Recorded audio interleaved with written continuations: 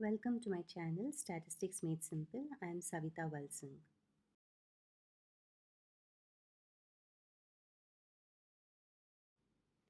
This is part 3 to finding solutions to problems based on the binomial distribution.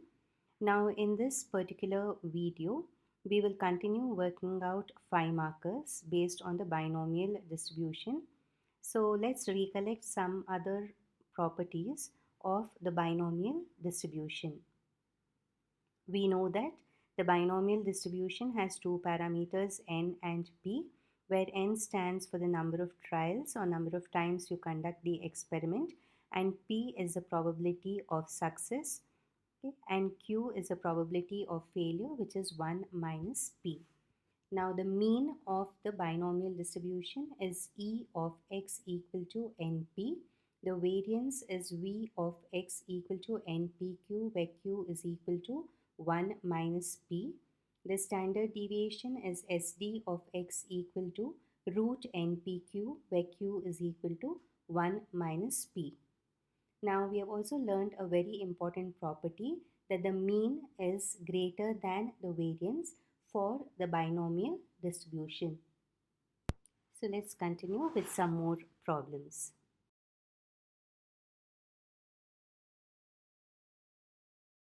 Problem 13. The mean and standard deviation of a binomial distribution are 8 and 2 respectively. Find the parameters of the distribution.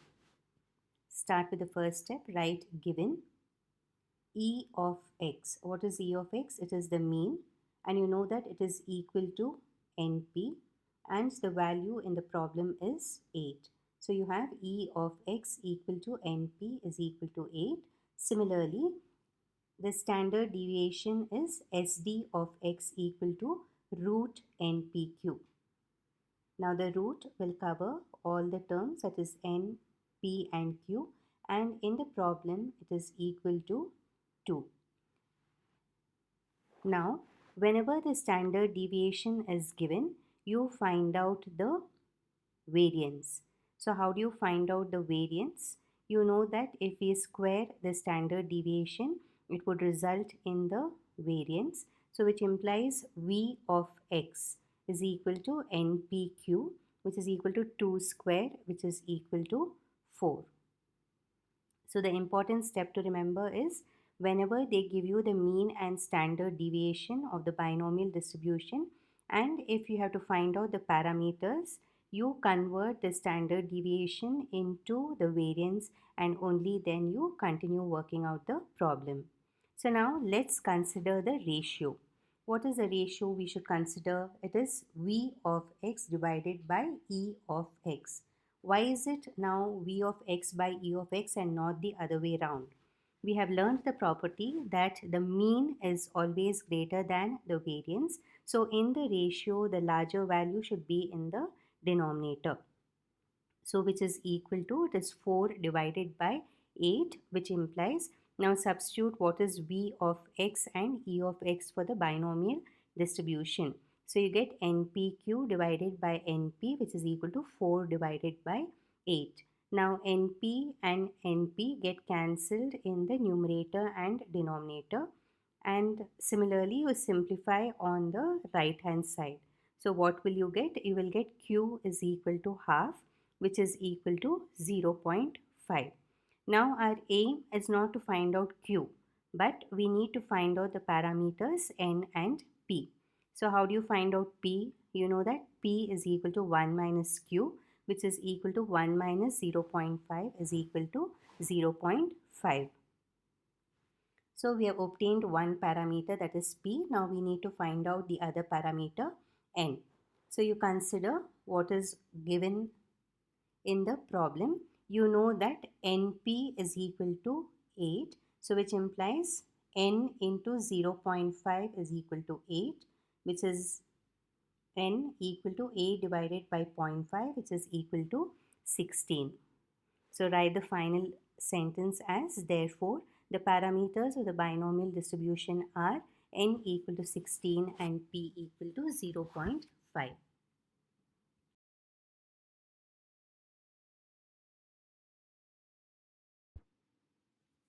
Now we'll work out a similar problem. Problem 14. X is a binomial variate with E of x equal to 3 by 2 and V of x equal to 3 by 4. Write down the PMF of the distribution. So start with given E of x, that is expectation of x is equal to NP, which is equal to 3 by 2 converted to decimals, which is 1.5. Similarly, V of x is equal to NPQ is equal to 3 by 4, which is equal to 0.75. Now observe the difference between the 13th and the 14th problem. In the 13th problem, the standard deviation was given and hence I asked you to convert it to the variance so that it will be easier for the calculations. But in this problem, the variance is already given, so we can consider the ratio directly. So you get V of x is equal to NPQ is equal to 3 by 4 is equal to 0.75. So now consider the ratio V of x by E of x, which is equal to 0.75 divided by 1.5. So remember that we are considering the ratio in this format because of the result that the mean is always greater than the variance. Now substitute the variance and the mean in the ratio for the binomial distribution. So you get NPQ divided by NP is equal to 0.75 divided by 1.5. Now cancel out the NP terms both in the numerator and denominator on the left hand side, and you simplify the right hand side. So which will result in Q equal to 0.5. Now use the formula for P. P is equal to 1 minus Q, which is 1 minus 0.5 is equal to 0.5. Similar to what we did in the previous problem, do the same here. You consider what is given, that is NP equal to 1.5, which implies n into 0.5 is equal to 1.5, or n is equal to 1.5 by 0.5, which is equal to 3. Therefore, the parameters of the binomial distribution are n equal to 3 and p equal to 0.5.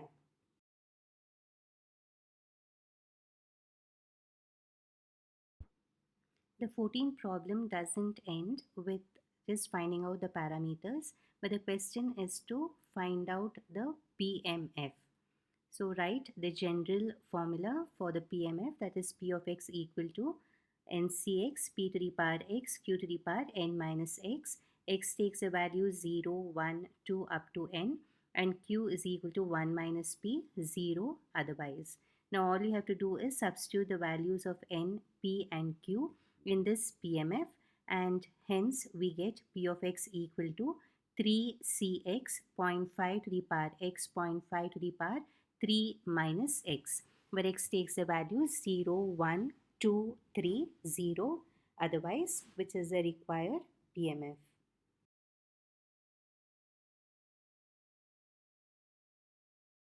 The 15th problem is slightly different from the 13th and 14th one in the last part.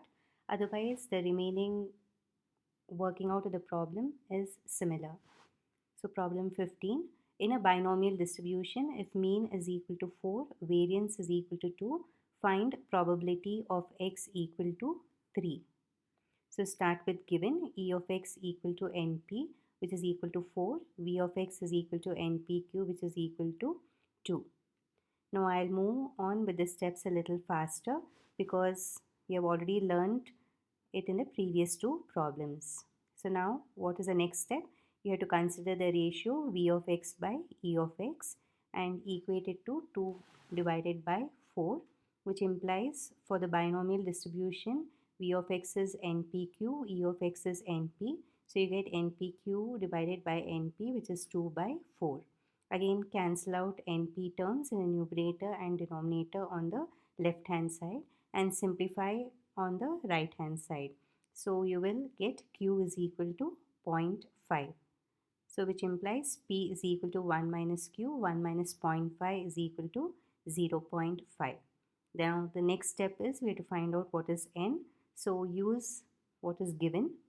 Consider NP equal to 4, so which implies N into 0.5 is equal to 4.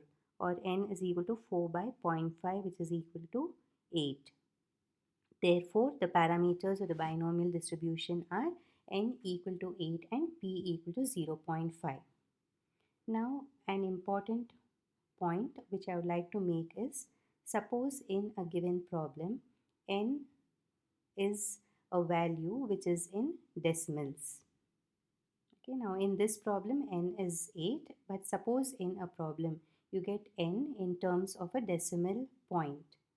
Now you have to convert it into a whole number, because n stands for the number of trials and it can never be in terms of decimal, so round it off always to the closest whole number.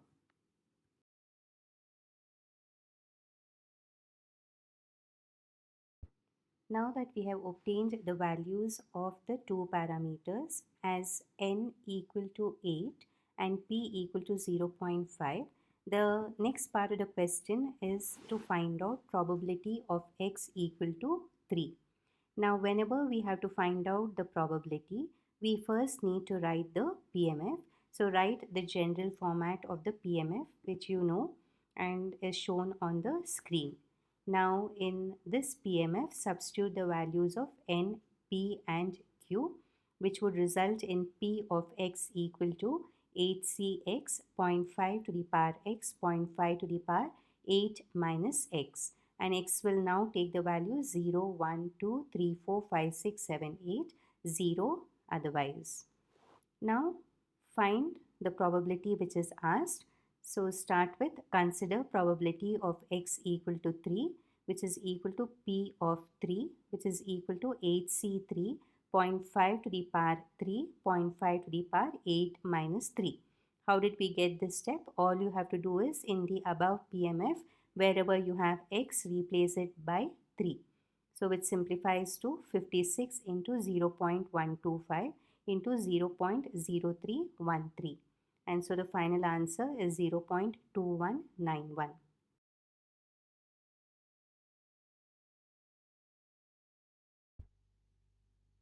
Before we continue to work out the remaining problems in this video, let's discuss some important terms or phrases that may be used in problems in theoretical distributions.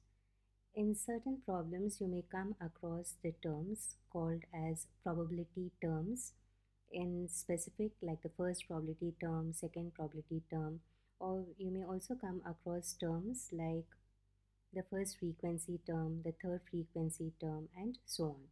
So let's discuss what we understand by these terms. On the screen, let's first consider the PMF of the binomial distribution p of x equal to ncx p to the power x q to the power n minus x, where x takes the values 0, 1, 2 up to n. Now when I put x equal to 0 in this PMF, we get what is called as a first probability term, and it is denoted by p of 0. Now many students make a mistake here. They assume that the first probability term is p of 1, but it is not. The first probability term is p of 0 because the range for the binomial distribution starts with 0 and it goes on up to n. Similarly, when I put x equal to 1, we get what is called as a second probability term, and it is denoted by p1. And when x is equal to 2, we get the third probability term, which is denoted by p2. And in a similar way, we can find out the remaining probability terms. Now let's discuss what are the frequency terms. For this, let us use the formula which we have already used in a couple of problems earlier. That is the formula for the theoretical frequency or the expected frequency. We know that it is given by Tx is equal to capital N into P of x. So when we put x equal to 0, we get the first frequency term as T0. And when x equal to 1, the second frequency term is T1. And when x is equal to 2, the third frequency term is T2, and so on.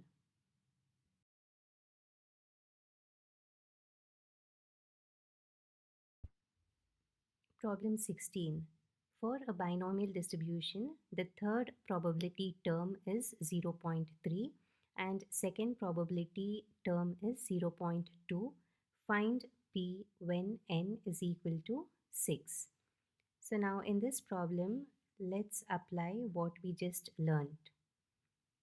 Now the third probability term means p of 2.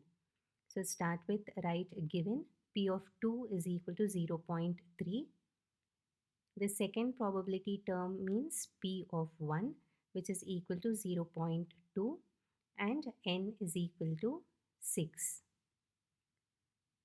So whenever the probability terms are given and also one of the parameters are given and we need to find out the other parameter, then we have to use the recurrence relation between successive probabilities. This also was an important result which we learned under the properties of the binomial distribution, and I had told you that they'll be applied in 5 markers. So this is a problem where we can apply the recurrence relation between successive probabilities. So write the formula p of x equal to n minus x plus 1 by x, p by q, p of x minus 1. Now in the recurrence relation, put first x as 2 and replace q by 1 minus p. Please try out working out the problem very carefully. Unless you try it out on your own, it will be difficult for you to follow the steps. So continuing, we get p of 2 equal to 6 minus 2 plus 1 by 2. P divided by 1 minus P into P of 2 minus 1. So which implies P of 2 is equal to 5 by 2 P by 1 minus P into P of 1. Now the values of P of 2 and P of 1 are given in the problem. So which will simplify to 0.3 equal to 2.5 into P divided by 1 minus P into 0.2. Now what is our aim? Our aim is to find out the value of P. So you have to cross multiply and simplify. And the next step which you'll get is 0.3 into 1 minus P is equal to 2.5 into 0.2 into P, which further simplifies to open out the brackets and multiply. 0.3 minus 0.3p is equal to 0.5p.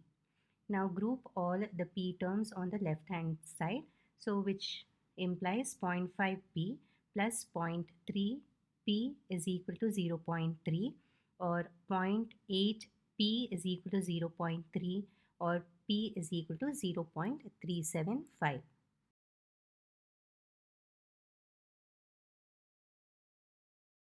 Problem 17. In a binomial distribution, probability of x equal to 2 is 80 by 243 and probability of x equal to 3 is equal to 40 by 243 and p is equal to 1 by 3. Find the value of n.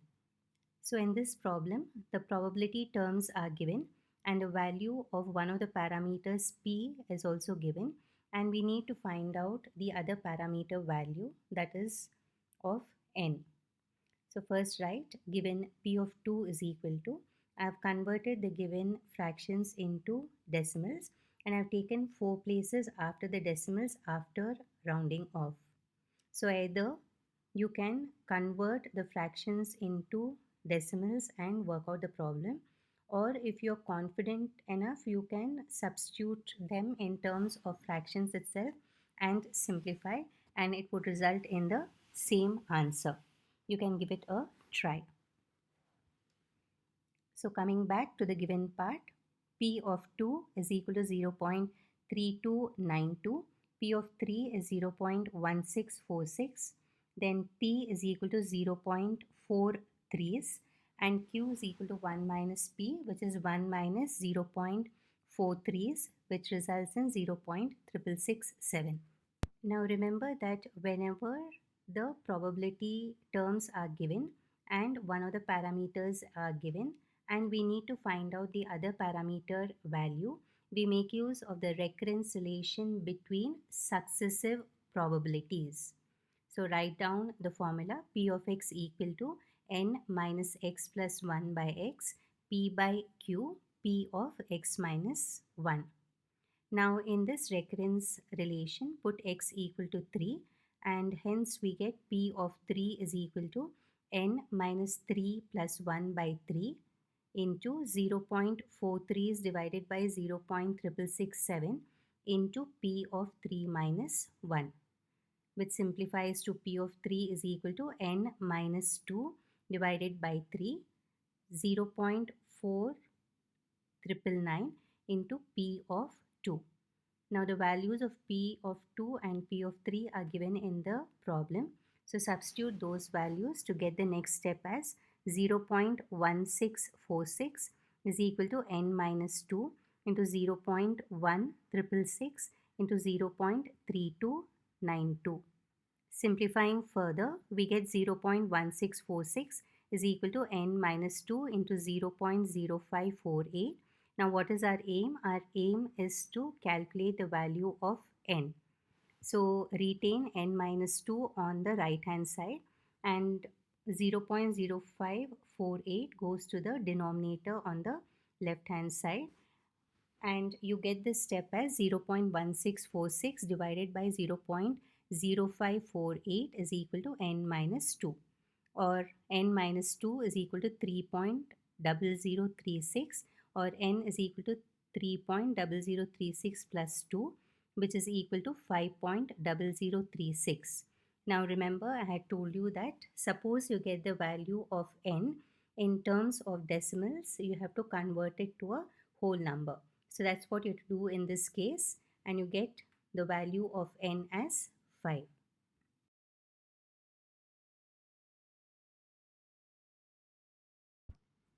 This 18th problem is a very important one from the examination point of view and has been asked in the second PUC board examination many a times with the values changed.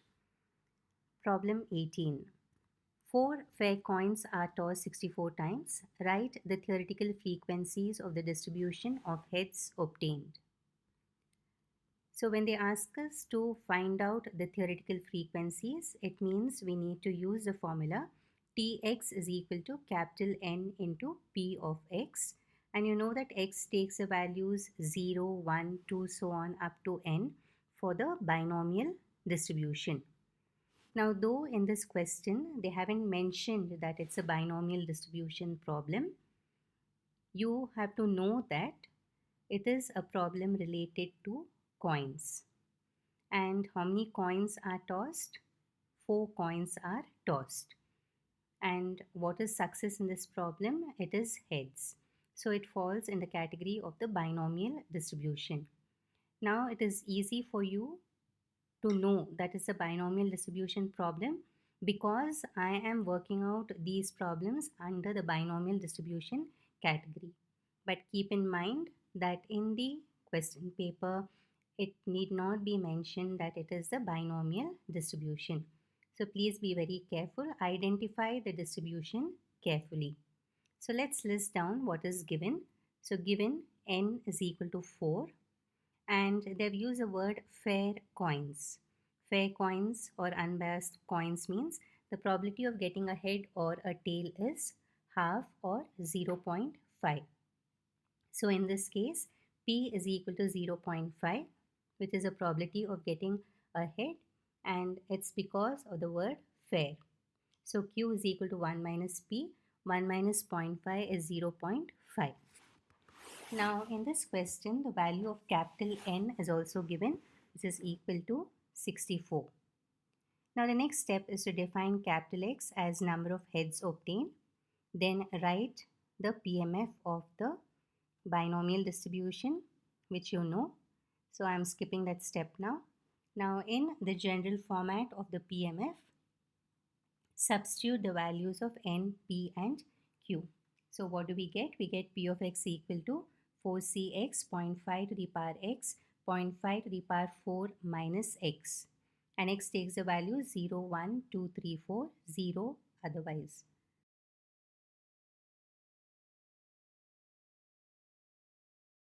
So starting with the PMF, right, consider P of x equal to 4cx 0.5 to the power x, 0.5 to the power 4 minus x.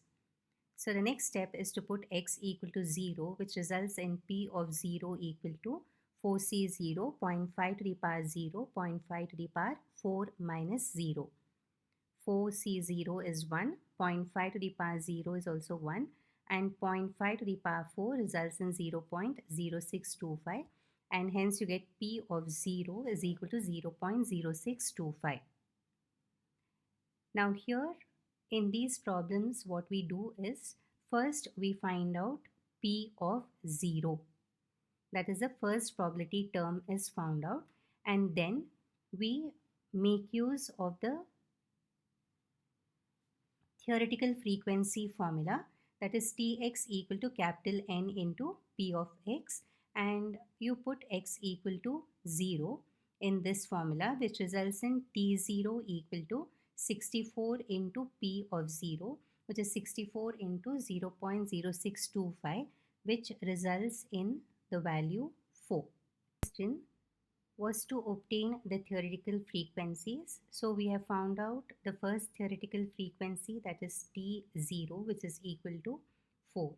And now to find out the remaining theoretical frequencies, that is T1, T2, T3, T4, we'll make use of the recurrence relation between successive frequencies. So write the formula Tx is equal to n minus x plus 1 by x, p by q, Tx minus 1. Now observe carefully the screen. In this problem, p is equal to 0.5 and q is equal to 0.5. So let's find out p by q, which is 0.5 by 0.5, which is equal to 1. Therefore, the recurrence relation is now Tx equal to n minus x plus 1 by x, Tx minus 1, because p by q is equal to 1. Now we need to find out the remaining theoretical frequencies. So put x equal to 1 in the above equation. So you get T1 is equal to 4 minus 1 plus 1 by 1, T1 minus 1. On simplification, it's equal to 4T0, which implies T1 is equal to 4 into 4, which is equal to 16. Similarly, put x equal to 2. You will get T2 is equal to 4 minus 2 plus 1 by 2, T2 minus 1, which is equal to 3 by 2 T1, or T2 is equal to 3 by 2 into 16, which is equal to 24. Similarly, now put x equal to 3. You will get T3 is equal to 4 minus 3 plus 1 by 3, T3 minus 1, which is equal to 2 by 3 T2, or T3 is equal to 2 by 3 into 24, or T3 is equal to 16. Now find out the last one, that is put x equal to 4. So T4 is equal to 4 minus 1 plus 1 by 4 T4 minus 1, which is equal to 1 by 4 T3, or T4 is equal to 1 by 4 into 16, which implies T4 is equal to 4.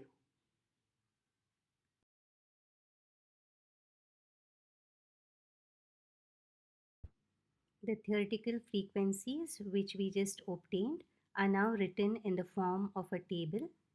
So the first column will consist of the x values 0, 1, 2, 3, 4, and the second column will consist of the theoretical frequencies, which are also called as the expected frequencies and are denoted by Tx. So list down the theoretical frequencies which you have obtained as 4, 16, 24, 16 and 4. And when we add up these theoretical frequencies, it should be equal to capital N, and in this case capital N is equal to 64.